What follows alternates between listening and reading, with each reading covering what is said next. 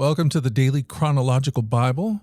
My name's Hunter, and we are reading through the Bible in chronological order as a single story. And that story is all about Jesus. We will look at this whole book through the lens of Jesus. It is a revelation of Him, and He has revealed to us the heart of the Father. He has invited us all to participate with Him in the life that He shares with the Father and the Spirit. Today, day number 19, we are in the book of Job, chapters 1 through 4. We are reading through the New Living Translation. Job chapter 1. There was once a man named Job who lived in the land of Uz. He was blameless, a man of complete integrity. He feared God and stayed away from evil. He had 7 sons and 3 daughters. He owned 7,000 sheep, 3,000 camels, 500 teams of oxen, and 500 female donkeys. He also had many servants. He was, in fact, the richest person in the entire area. Job's sons would take turns preparing feasts in their homes, and they would also invite their 3 sisters to celebrate with them.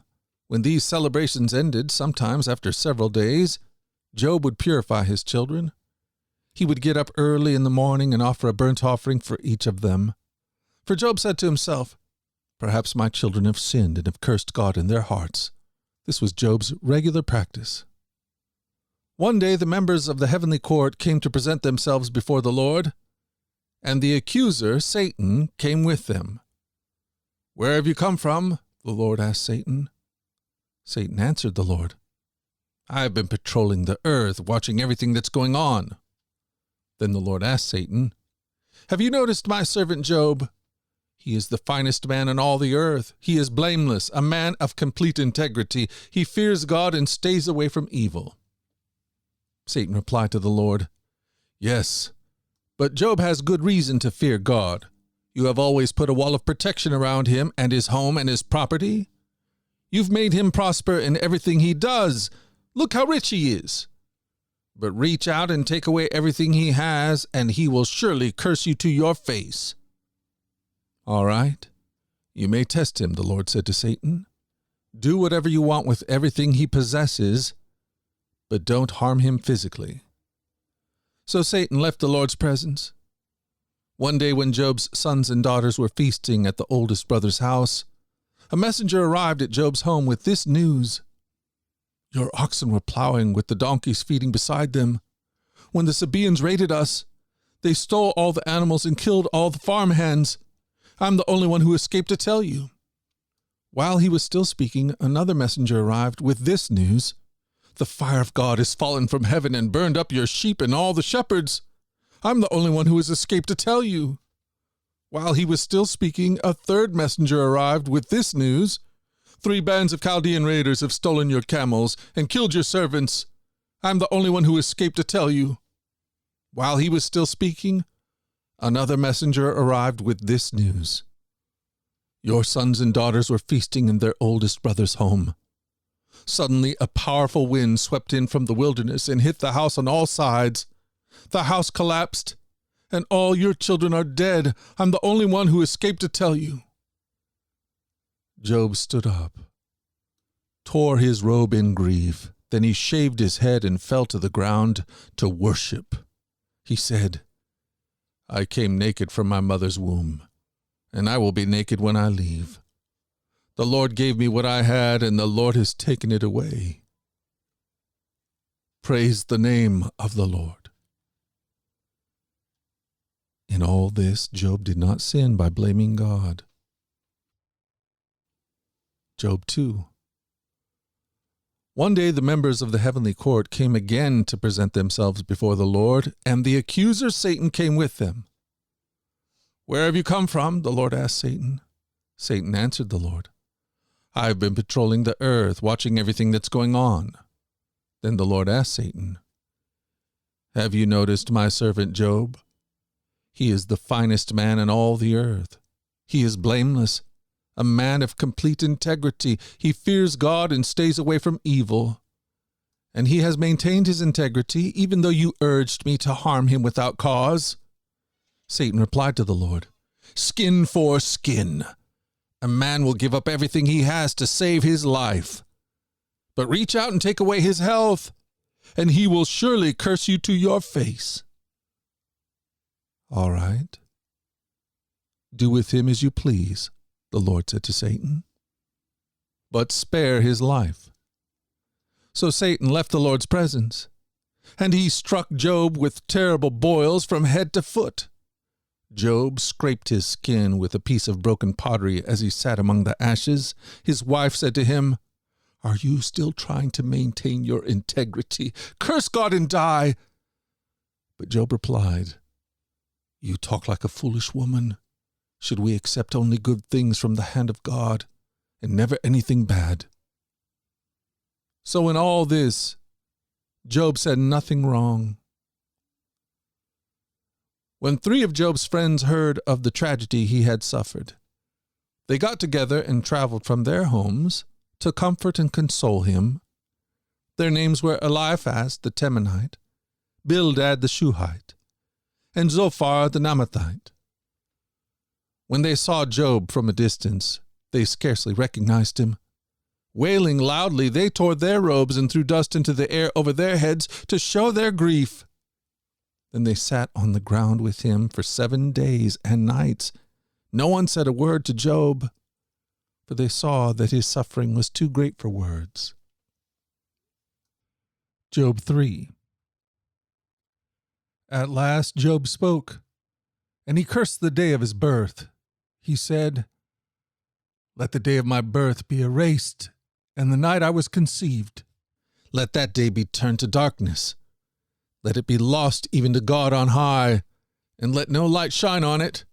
Let the darkness and utter gloom claim that day for its own. Let a black cloud overshadow it, and let the darkness terrify it. Let that night be blotted off the calendar, never again to be counted among the days of the year, never again to appear among the months. Let that day be childless. Let it have no joy. Let those who are experts at cursing, whose cursing could rouse Leviathan, curse that day. Let its morning stars remain dark. Let it hope for light, but in vain. May it never see the morning light. Curse that day for failing to shut my mother's womb, for letting me be born to see all this trouble. Why wasn't I born dead? Why didn't I die as I came from the womb? Why was I laid on my mother's lap? Why did she nurse me at her breasts? Had I died at birth, I would now be at peace. I would be asleep and at rest. I would rest with the world's kings and prime ministers, whose great buildings now lie in ruins. I would rest with princes rich in gold, whose palaces are filled with silver. Why wasn't I buried like a stillborn child, like a baby who never lives to see the light? For in death the wicked cause no trouble, and the weary are at rest. Even captives are at ease in death, with no guards to curse them. Rich and poor are both there, and the slave is free from his master. Oh, why give light to those in misery, and life to those who are bitter? They long for death, and it won't come. They search for death more eagerly than for hidden treasure. They're filled with joy when they finally die, and rejoice when they find the grave.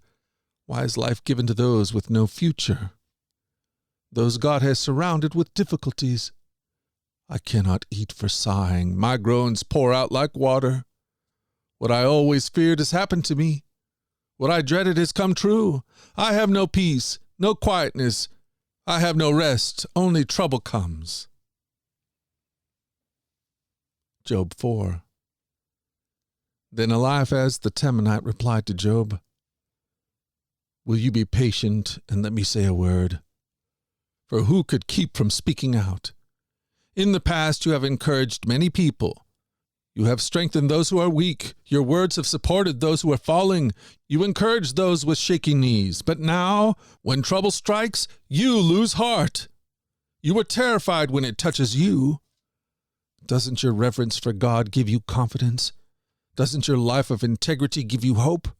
Stop and think. Do the innocent die? When have the upright been destroyed? My experience shows that those who plant trouble and cultivate evil will harvest the same. A breath from God destroys them. They vanish in the blast of his anger. The lion roars and the wildcat snarls, but the teeth of strong lions will be broken. The fierce lion will starve for lack of prey. The cubs of the lioness will be scattered. This truth was given to me in secret, as though whispered in my ear. It came to me in a disturbing vision at night. When people are in a deep sleep, fear gripped me and my bones trembled. A spirit swept past my face, and my hair stood on end. The spirit stopped, but I couldn't see its shape. There was a form before my eyes. In the silence, I heard a voice say, "Can a mortal be innocent before God? Can anyone be pure before the Creator? If God does not trust his own angels and has charged his messengers with foolishness, how much less will he trust people made of clay? They are made of dust, crushed as easily as a moth. They are alive in the morning, but dead by evening, gone forever without a trace. Their tent cords are pulled, and the tent collapses, and they die in ignorance." This is the word of the Lord. Amen.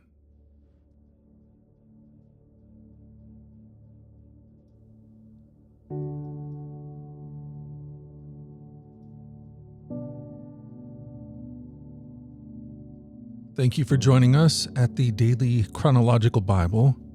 You can find out more about our other podcasts at dailyradiobible.com, where people from all around the world come to join us in this journey through the Scriptures, where we allow the Scriptures to point us to the God who is love, the God revealed to us fully in Jesus.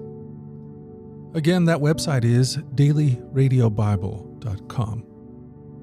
Until tomorrow, let's go forward in God's joy. Let's let his joy be our strength. And let us always remember this, that you are loved. No doubt about it. Alrighty, I'll talk to you again tomorrow. Bye-bye.